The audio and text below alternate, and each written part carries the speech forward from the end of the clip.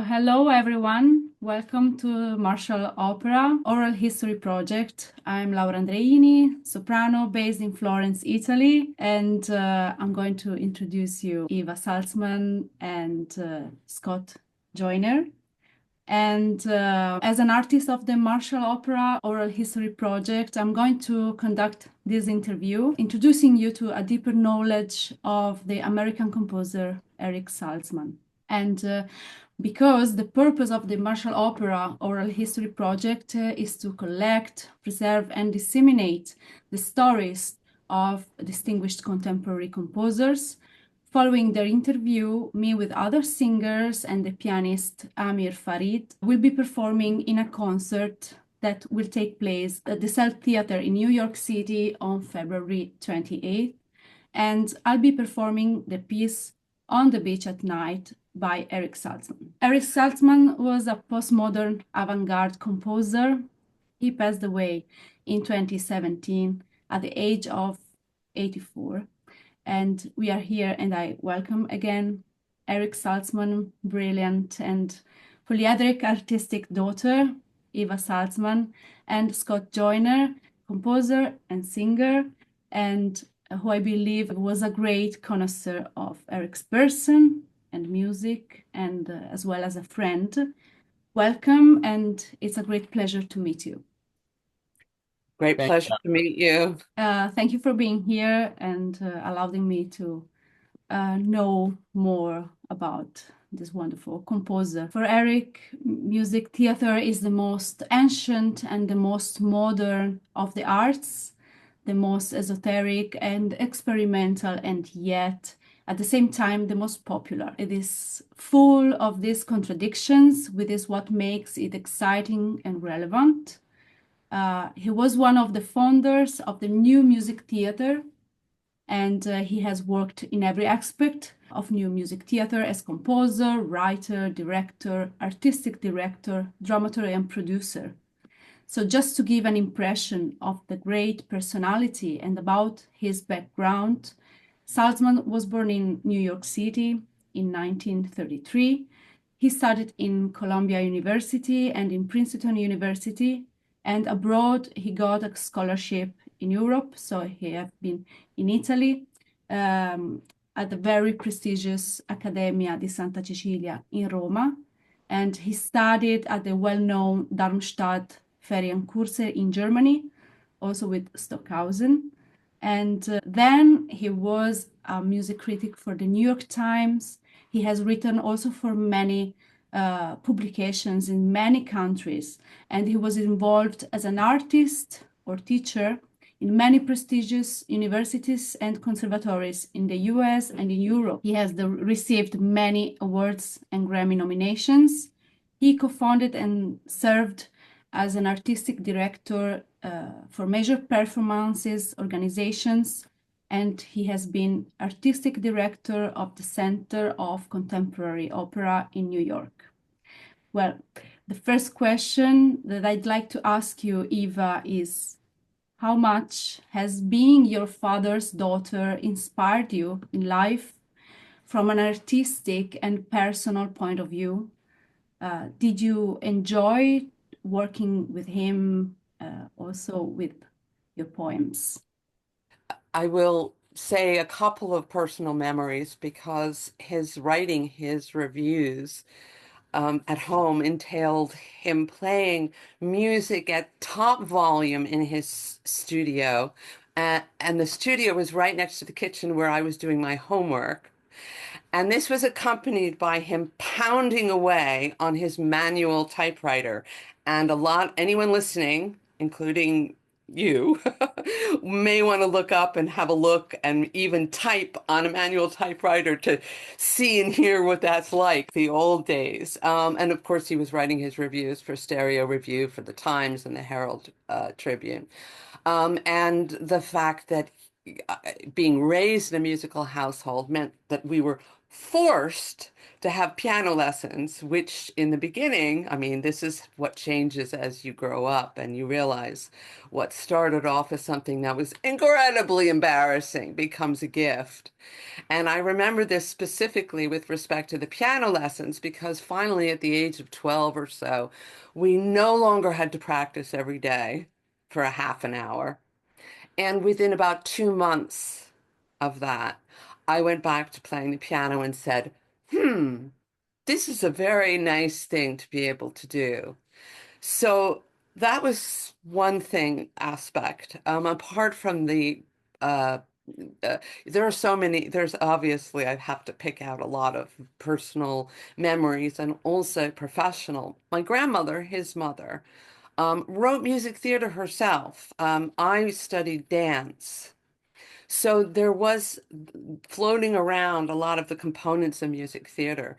And my grandmother wrote both the lyrics and the music. And it was funny because one day my father said to my grandmother about me, I wonder where she gets this dance stuff from. And his mother looked at him like he was, and my father looked at my grandmother as if she was crazy. Sorry, the other way around. Grandmother looked at my father like he was crazy. What do you mean?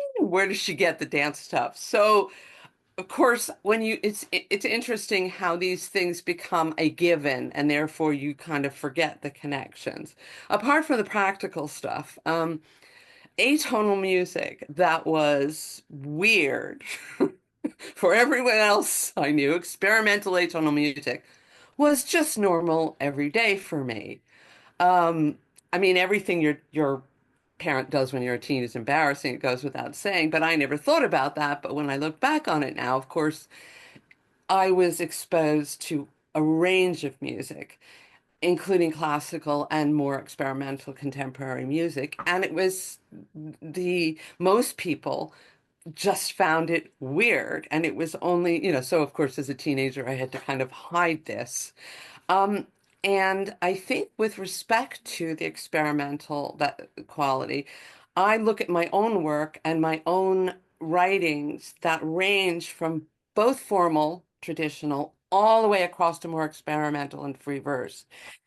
And it's only really, again, it only occurs to you too much later that that kind of range also describes my father's work because he did do stuff, the work, of course, Nude Paper Sermon being the most signatory piece of his experimental work. But he also did more accessible and more tonal work as well.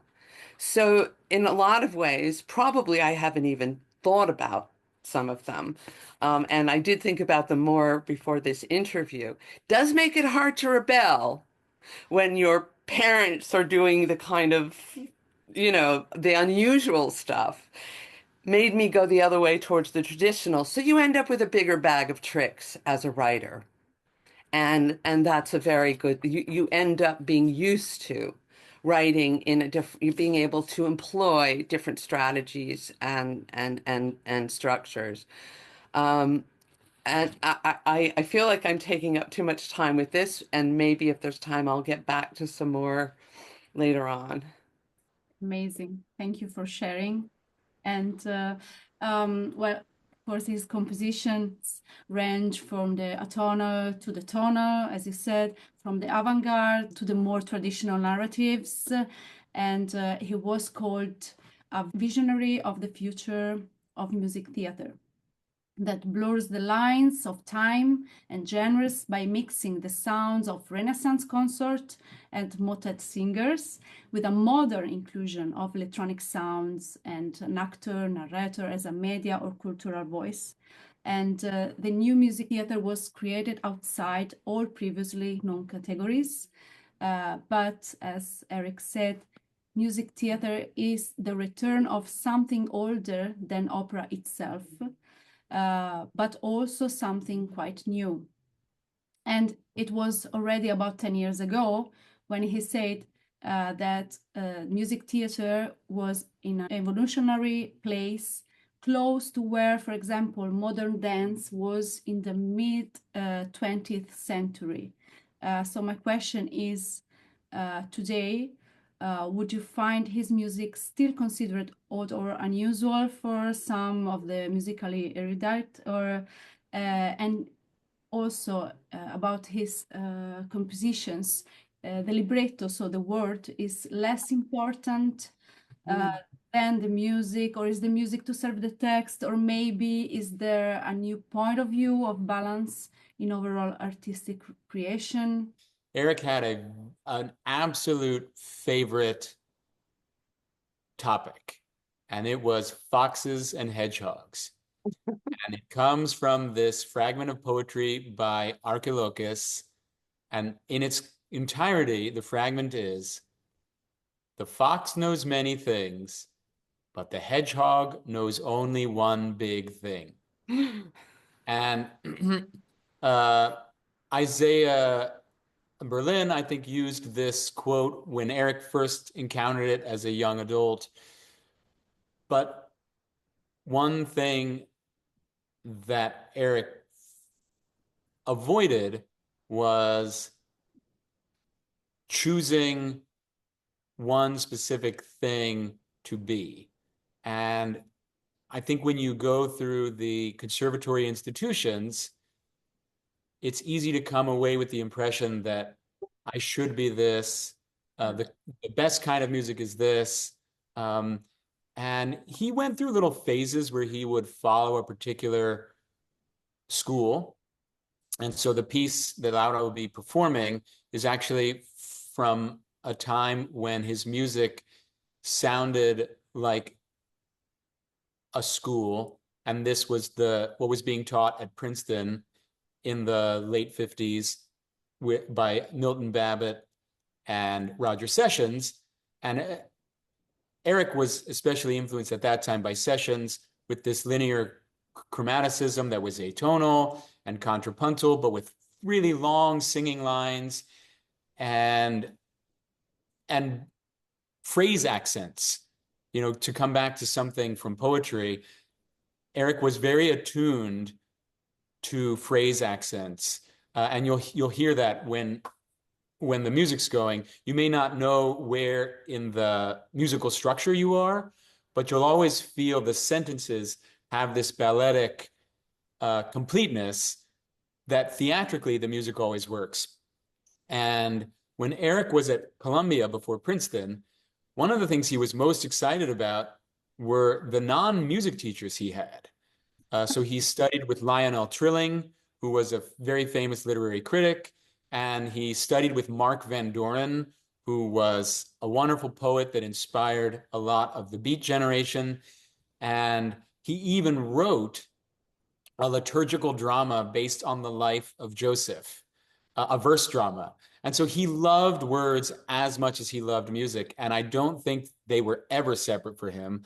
And as you'll see, he was kind of a Gesamtkunstwerk human himself, that his love of birdsong was not separate from his love of language, was not separate from his love of ecology, was not separate from his love of atonal music, was not separate from his love for the Beatles.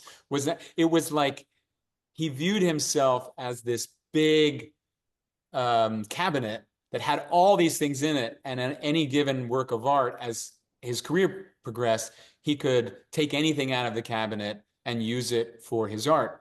And one problem with that is, if you want to call it a problem, is that the world loves categories. Mm-hmm. And the world loves hedgehogs. The world loves people that they have a signature sound. We know what it is. We know what category it belongs in. And this is true of a lot of his masters, Stockhausen. It's also true of Cage. It's true of Philip Glass, the minimalists and the maximalists, as Eric called them. And so I think that critics have a hard time with Eric's music because the man could do anything. And if you look at one particular piece, I think that you could assess it and think very highly of it. And then in the 70s, he got into some really experimental stuff that had a heavy dose of camp and satire. And we'll talk about that a a little bit more. And that would be the stuff that the critics kind of didn't know always what to make of it, because it was so zany and really pretty cool. And Eric created a platform that allowed a lot of other artists to focus on one of the areas where he had made headway, if that makes sense. I'm glad that you brought up a few things that you said, because they are related to things that you say, but people love boxes, which of course was a piece of his. I am a dual citizen and have lived half my life in England. And with respect to the critics, I was always feeling that in England, the critics very much preferred to categorize. They hated it when anybody crossed categories. And of all the European places that my father spent time, he liked England the least.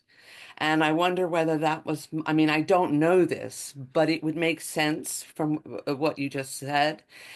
With respect to the words, he, of course, he set, apart from my work, which was only very late, of course, he set Cummings, and he was really fond of Cummings, especially. And then there was John Ashbery, and he wrote his own words. So I absolutely hear what you're saying with respect to oh, the last thing I wanted to say from my own point of view is that music theater, I find, as a librettist, because I have written for classical opera as well as music theater across the board, genre board, as it were, music theater is a lot more friendly to the writer than the opera world. But we don't need to go into the details of all that. It's a deep conversation. I see. It's a very It deep is a conversation. very, yes, yes. But I wished we could have the time to go deeper, In because person sometime, I hope. very interesting, very interesting. Knowing more and more about Eric's music, I found this about civilization and its discontents, which is also actually previously the title of a famous essay by Sigmund Freud. The piece by Eric Salzman is actually a groundbreaking new music theater piece, a very lively and biting musical satire.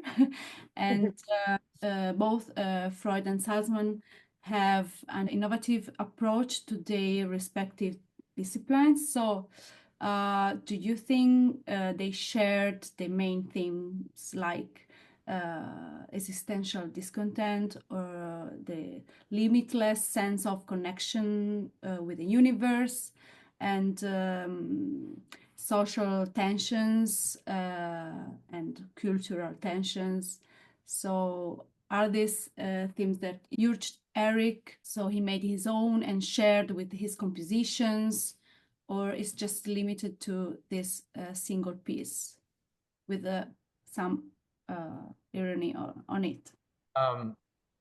I actually think that it wasn't so much that Eric identified with Freud or Freud's writing, is that this is really a send up of a particular culture in New York at this time. And it's referencing a chorus line, which Eric has a very personal history with, because its success bumped one of his earlier pieces, Lazarus, from a long run at Joe's Pub, the Public Theater.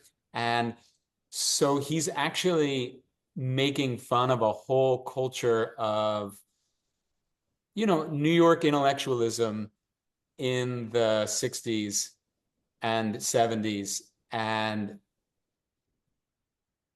even I never thought, and Eva may have a different point of view, Eric was not an emotional processor. And so his music is very rarely like a pouring out of one's heart or his own heart or his emotions. Eric was really fascinated by people, and he found them funny and he found them interesting. And so it's kind of an intellectual satire of why people do the kooky things they do. But I also don't think that it was a particularly philosophically deep. And one other name we should throw out here is Michael Saul, who co-wrote Civilization and Its Discontents. Yes. And So I think they were having a lot of fun, to be honest. And I wouldn't look too deeply at the relationship with Freud and existentialism, because I think Eric loved life too much to be an existentialist. He really loved good food and good wine and good conversation and romance and all of those things. I don't know. Eva, what do you think? Well, I was just going to say, and also apart from, of course, the piece was also about relationships, but from a very distant satirical way in the context of the New York City at the time. But I was also going to comment about how that represents one aspect of his writing, which was concerned with the urban.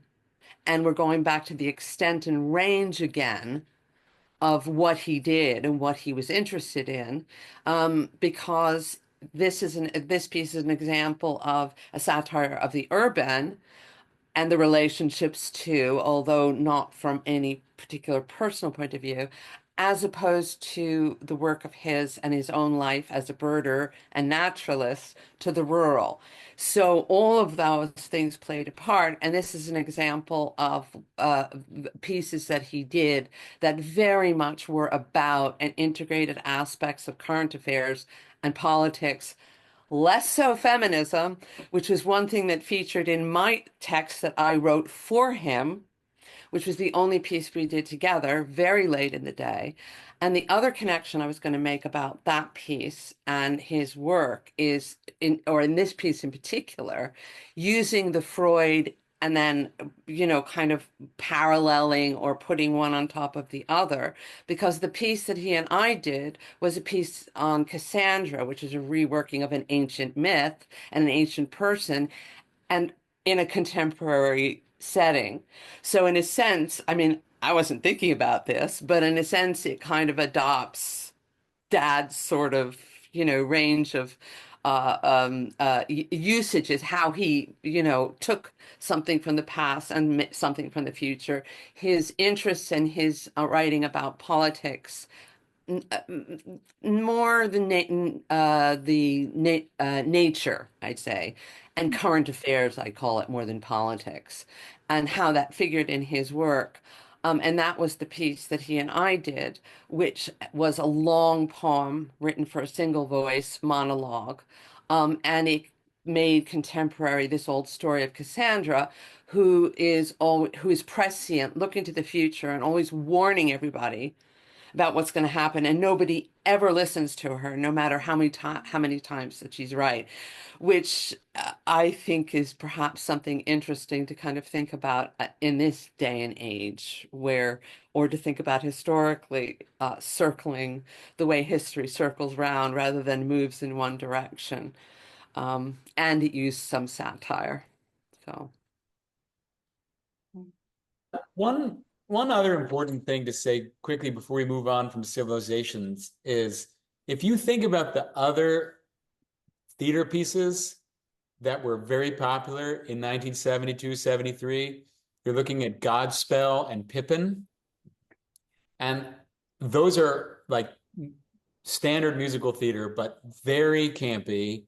Now imagine if those had been written by someone who could write atonal music, understood Italian madrigal history, was infusing bebop and jazz.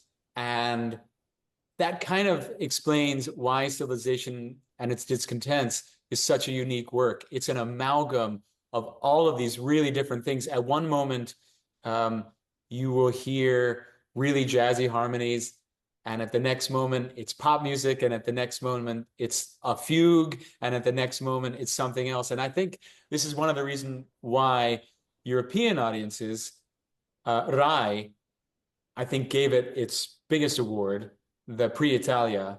I think that Italian audiences were able to see really what this was in a way that maybe American and British audiences, didn't fully grasp. But I'd like to add something musical to that.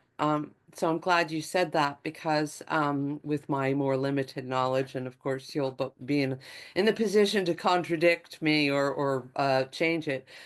it's very noticeable to me that pop music, or what is now kind of current music, has integrated now all of the digital, so many of the digital things that were part of my father's work at the time, and now it's just standard, that you have all that and integrated aesthetically, as well as just to, and it's nothing. When I said about weird versus normal, it's completely normal now, but it's very noticeable, and you even get more atonal. So you can see all of the influences from that area of my father's work in, on music that's on the radio, or when you listen to pop music now. That's my observation. I don't know whether you would both disagree or have a more nuanced view. I would just say that civilization is just unique. I never heard something like that. So I also, for who will listen to this interview, I suggest to go and listen to it, because it's really uh, something different and amazing. Is really a mixture of many, many things, and it's very human. Umbrellas of Cherbourg, les parapluies de Cherbourg, the Michel Legrand, like bebop opera, jazz opera. In some ways, this is the closest relative, but even that is like a distant cousin. Yeah. Well, if you agree, I would like to hear a very small extract from a piece by Eric Salzman, which is Helix, and then we will talk about something different. This is it.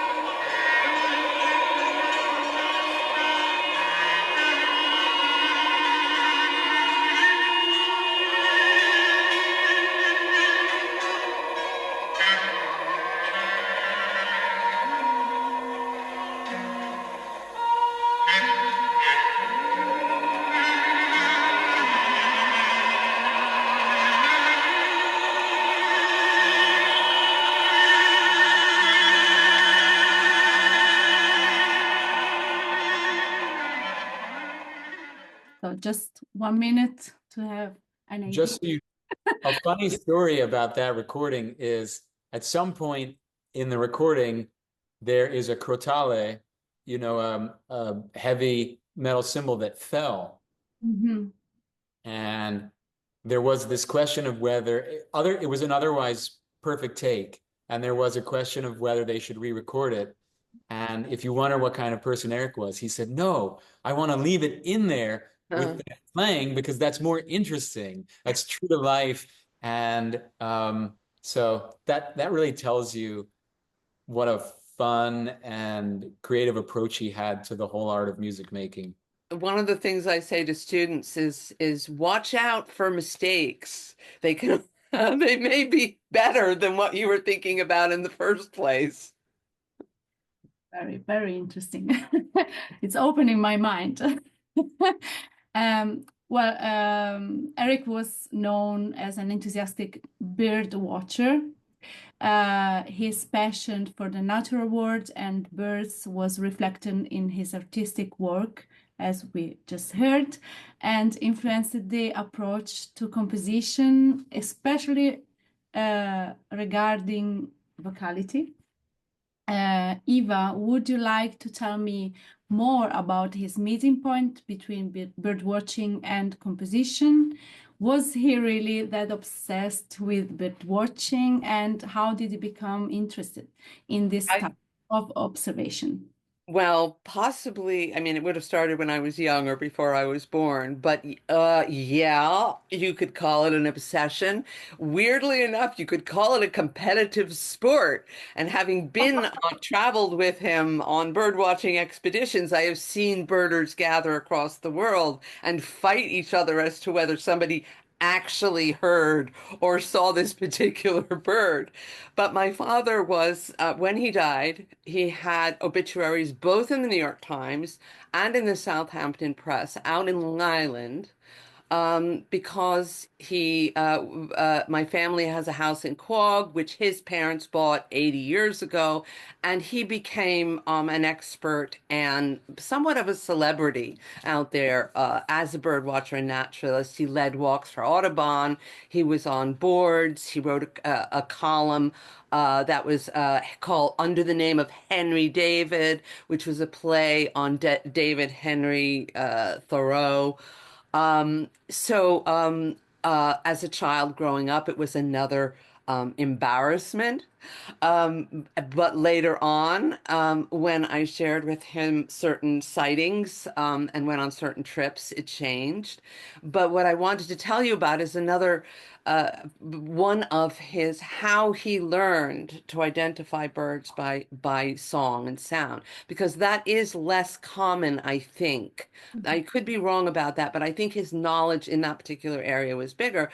And this also entails the kitchen and his studio, because he would buy records and they were records of bird song and they sounded like this. And I'm not going to do a great job of this, but it would be silent. And then a voice would come on and say something like red-throated swirly tail filibuster. And then there would be a pause and you'd hear hui, hui, hurr. And then there would be the voice come back, black-headed, yellow-breasted Studebaker. Maybe one of you needs to do the song for that one. You can make up the song for that one. And by the way, since you're young and other listeners could be young, Studebaker is an old kind of car. Not a bird at all. And none of those are birds. Although they could be, you never know. So I remember that just scrupulously listening and hearing the name and listening to the music, hearing the name and listening to the music. And growing up, that's a very strong memory. And it turned into, as I say, bird watching was something that, I mean, he was generally a very good naturalist, but bird watching was his specialty. And when I say competitive, when we traveled in the Camargue, I drove down to Lyon, picked them up at the airport, and then we drove through the Camargue in southern France and in the Pyrenees. And every evening at the end of the day, and he cheated. Two things I'll finish this with. He cheated, actually. We didn't have a lot of time. He did something you're never supposed to do as a birder. He had a tape recorder with him, and warblers are particularly hard to hear because they're in marshes. So he would hold up the tape recorder at the end of the march and play the warbler in case that lured out the song so he could see more birds, right? Competitive. And every evening at the end of the day, when we arrived at where we were staying, usually bed and breakfast and that, small place. And when it was cocktail hour, we would sit outside. He'd have his drink, and at the time, I don't remember what it was. Later on, it was whatchamacallit, Japanese. It's cold sake on ice, but it was something else, obviously, in southern France. And he would tick off everything he saw that day. So it was absolutely part of, the songs were part of his hearing that was then integrated with his creative work. But it was also a little bit of a competitive sport, which is not something that everybody knows about bird watching. Yeah, I didn't think about that. Yeah. I do have some quotes. When you're ready to finish, or when you just have a few minutes left, I do have a couple of his quotes about the song, bird song, if and when you want to hear them from his article that I sent you, which is about a bird singer on the Pine Barrens. So let me know. They're short. Okay, if you want to do it now, it's Sure. totally welcome. Okay. Well, I'll mention too, actually, another piece that he wrote that incorporates the hermit thrush and by Whitman, lilacs last and the dooryard bloomed, which he says that everyone knows was an elegy to the martyred President Lincoln. I didn't know that until I read it in his piece, just to mention that bit. And then he talks about, I think this is kind of interesting, whereas other American poets imitated the bards of Old England, Whitman was the first to hear a purely new world music, the prose of ordinary American speech, the hum and bustle of cities, the clash and clatter of enterprise and industry can all be heard in his singular verse. But he was not solely an urban poet. He heard the melodies and tunes of fields and woods as clearly as the percussion of the city. And the last one, because that's the connection between the rural and the urban that I mentioned, that I think I inherited or was influenced by him. And the other thing is he says you can't possibly describe the hermit thrush, because that's what this article is about. Thank you, Scott, for I nearly forgot to say that. This is a bird out in Long Island. Is he says it's impossible to describe the song, and then he does it several times in the course of the article. But I'll just read this short second. This song is deliberate in tempo, and although far carrying, not very loud. Compared with the brilliant inventions of the mockingbird or brown thrasher, or for that matter, the nightingale or European song thrush, it is rather set in form. The other thrushes, here's this bit, and bit is perhaps most interesting musically. The other thrushes are Baroque artists, constantly elaborating, reworking, and adding to their showy repertoire. The hermit thrush is a classicist, working on the principle of less is more.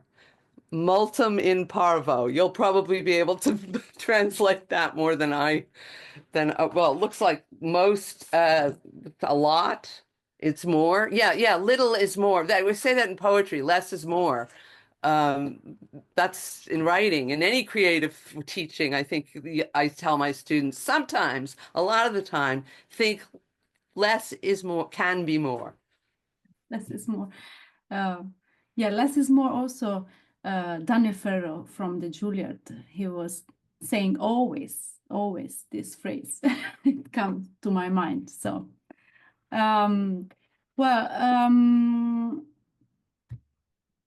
Scott, here you wrote your thesis around Eric Salzman, a dynamic voice in 20th century music and beyond. Salzman's compositional style is certainly dynamic and innovative, experimental and ever evolving. So would you like to tell me more about the concept of dynamism in Eric's music, especially for the voice? And also, how much do you think his travels in Europe influenced him in his compositional style? Yeah, Eric couldn't help but be dynamic. That's really what it came down to. And it was not, as much as he was intellectual about many, many things, he did what he liked in his life, and he liked all of these things. And so they were like they were relationships that he had. It was like he wanted to date this style of music, and he wanted to date that style of music, and he wanted to date that style of music, and they were all very much a part of his life. And so the dynamism was sometimes something that he efforted into, and I would say the best example of that was in Quogue Music Theater in the early 70s. They tried to apply some of the concepts that had been developed earlier in dance theater, Judson dance, and some of the other really innovative improv-based group dance and theater. And he tried to apply it to music and was very, very experimental. But most of the time, it was just somebody who loved everything, following his passions. And I would say, looking at his musical forebears, they were like they were like distant relatives. They were uncles and cousins.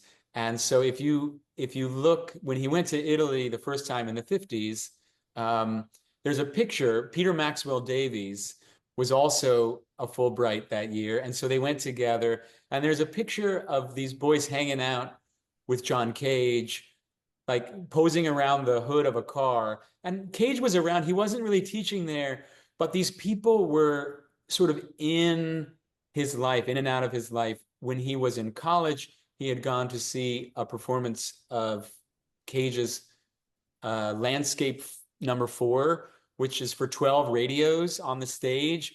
And in the live performance, there's 2 radio operators that go around and tune the dials. And so Cage was there. I don't think Eric went up and introduced himself, but these people were just around. And then when he was at Darmstadt, of course, Stockhausen was there, and they knew each other a little bit, but it was over time. They would show up in places at the same time, and they got to be friendly. And then when Stockhausen would come to New York, he would always call Eric up and say, let's go out, take me out somewhere. And so they were friends as much as they were musical influences. When Eric had 2 pieces that were selected by Boulez for major performances. And in both cases, in New York, he did a series called Perspective Encounters with the New York Philharmonic. And with the BBC Orchestra in London, it was these roundhouse concerts. And in both cases, it was taking symphonic music out of the concert hall and putting it in like a living room setting or a theater that's kind of seating in the round where everyone's part of it. So it's not a performer and audience separation. And so he picked Foxes and Hedgehogs, right? Referencing that quote that I talked about. And then for the Perspective Encounters, he picked Ecologue, which was a really cool piece. And Boulez, Eric always suspected Boulez loved conducting his pieces because they were so difficult. And Boulez loved showing off that he could do it. Because there'd be 5 things going on all at the same time. And some of them would be notated, some of them would be durational. And so the conductor had to keep so many things going in their head to control this piece. And then I guess it was, Nude Paper Sermon, the other one that Eva mentioned, was premiered at a Hunter series that Eric started. And another piece that premiered alongside Eric's at the Hunter series was Luciano Berio's Labyrinthus 2. And Labyrinthus 2 is a really dynamic piece involving like jazz drumming, electric guitar, but very experimental. And if you think of Berio's Sinfonia, with the Swingle Singers talking over the scherzo of Mahler's Second Symphony, this idea of collage and graffiti over pre-existing music is also what's going on in the Nude Paper Sermon. So he would meet people and sort of see what they were doing and do his version of it.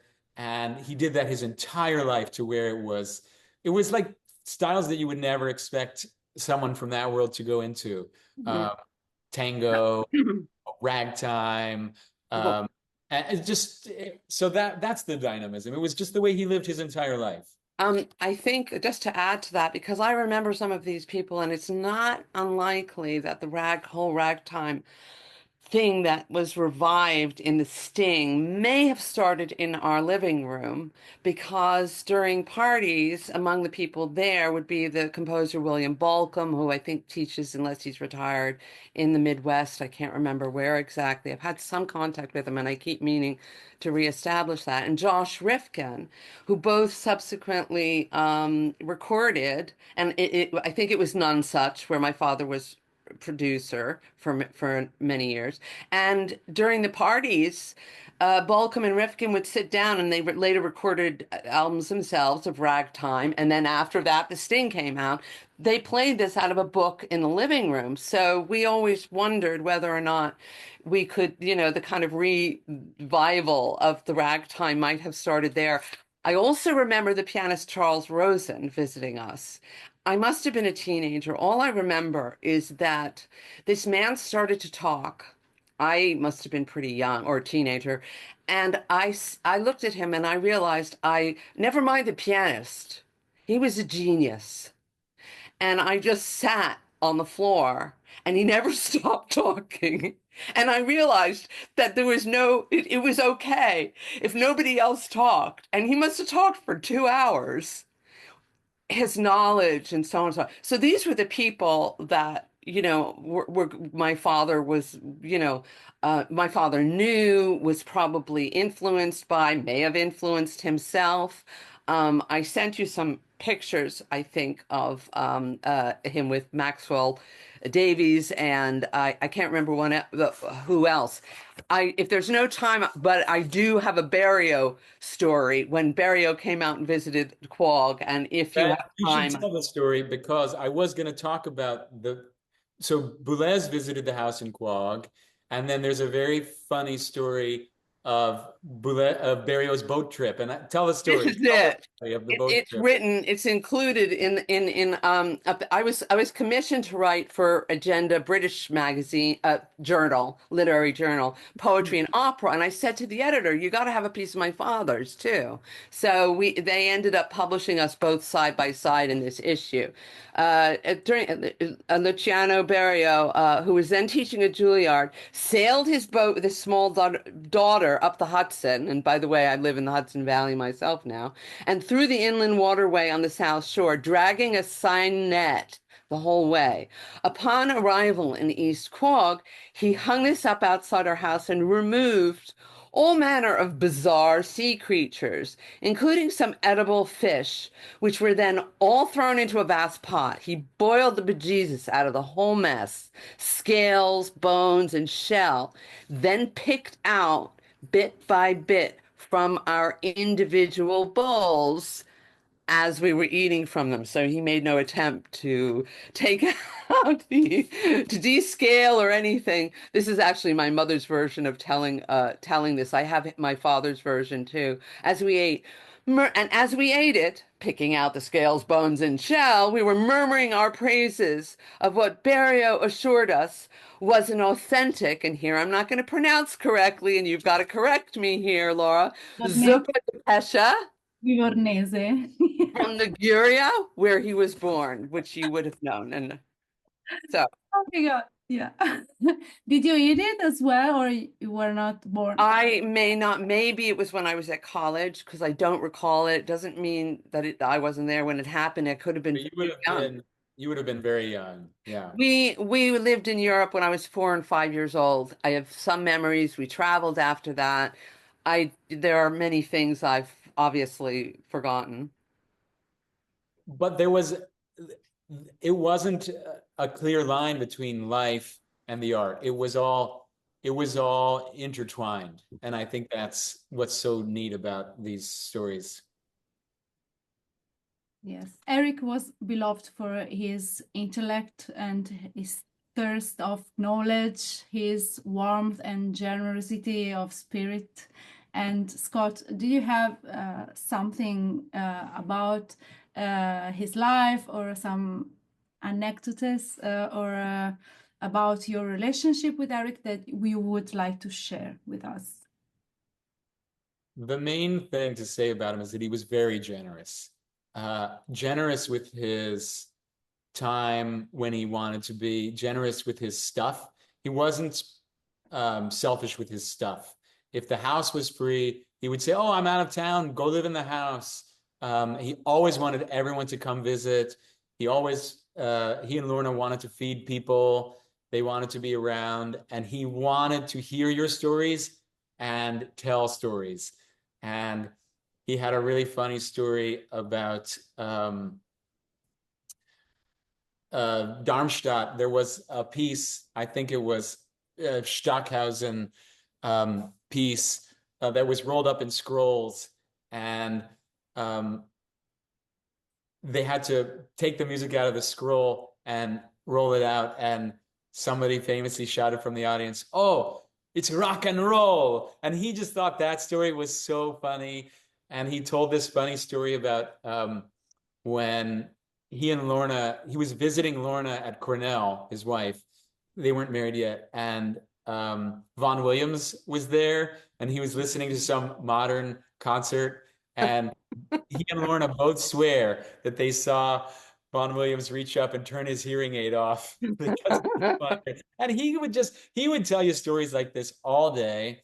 And he truly loved the bird thing.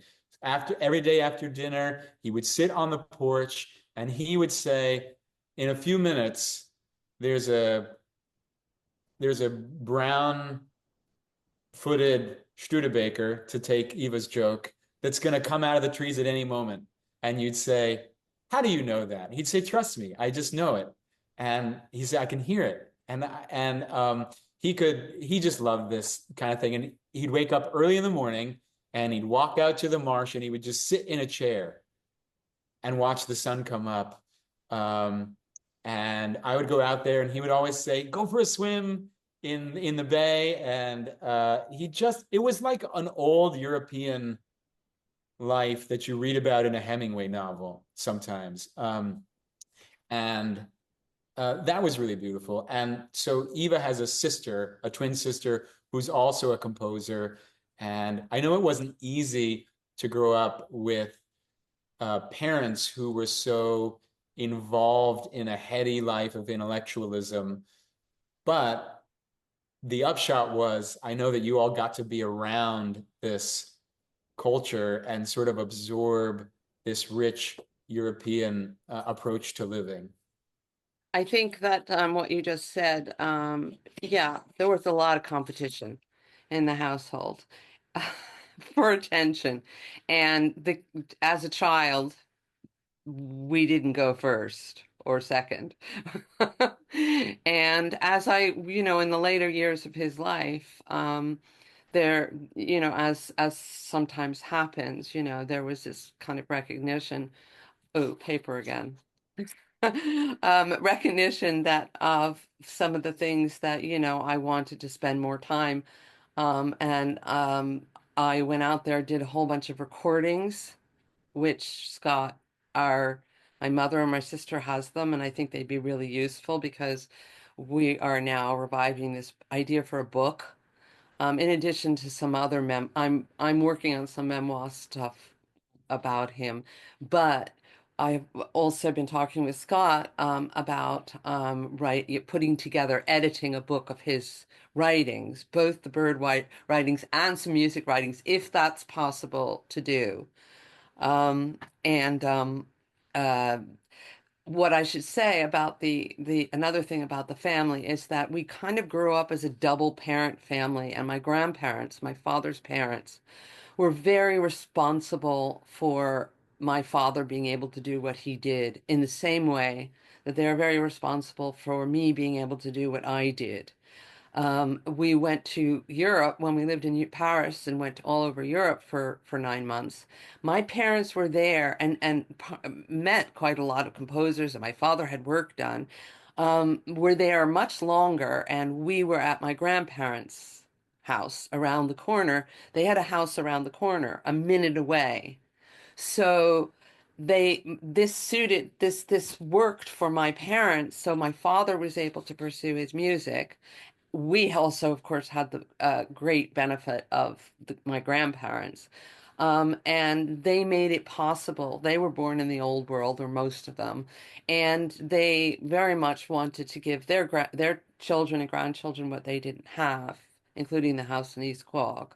And they were also, so they were not just babysitters. They were very influential, as I already mentioned about my grandmother, music theater, and all this. And they also created a larger family than just a smaller family, which made it possible for my father to become a composer, for me to become a writer, for everyone to do what we needed to do. So. And then just to say, in the latter years, I went to everything I could go to, his bird talks, his bird watches. I would go mushrooming with him, because I thought, oh my God, I've really messed, I was in England for half my life because I'm a dual citizen, but I really wanted to try and absorb a lot of stuff that from all this range of interests and his knowledge. And unfortunately, I didn't have as much time as I'd have liked, but at least there are these tapes somewhere, which I hope we can find and use, where he talks about some of these issues and more anecdotes. Wonderful. About the piece I'm going to sing on the beach at night, was completed in 1955, and just as he married Eva's mother, and before he left for Italy. So the premiere was then in Perugia, which is a charming town here in Italy, just a couple of hours driving from here where I live. And so he wrote the Whitman songs when he was around 22, 24 years old, pretty young. And how did his style develop then? What elements did he reject and on what grounds? Great. This is an easy question to answer really quickly. In this piece, it's like the bud of a flower that's about to burst. So you hear all the young energy. It's still very academic, the piece, but in it, we talked about it before, all the phrase, the sense of phrasing and the sense of counterpoint. So listen for all of that. And then in terms of what he rejected after this, it's very easy to answer that in one word: conformity. After this, he rejected all conformity. From this moment when this flower blooms, he goes in every direction and follows no particular rules. And that is in some ways the metaphor. So I hope they enjoy the piece. Thank you so much. Yes, I will so much. I'm very happy, and I'm very happy that I have met you. So thank you, Eva. Thank you, Great Scott. pleasure. My pleasure, absolutely. Hopefully, I will see you in New York. Maybe you will be around. And Great. You will see me. I don't know about you, Scott. No, I won't be able to make it. I'll be teaching out here, but anyway, it was a big pleasure. And Eva, then I'll see you very soon. great. Yeah. Thank you so much, Forward Laura. to Good that. luck. Thank you. Bye-bye. Bye.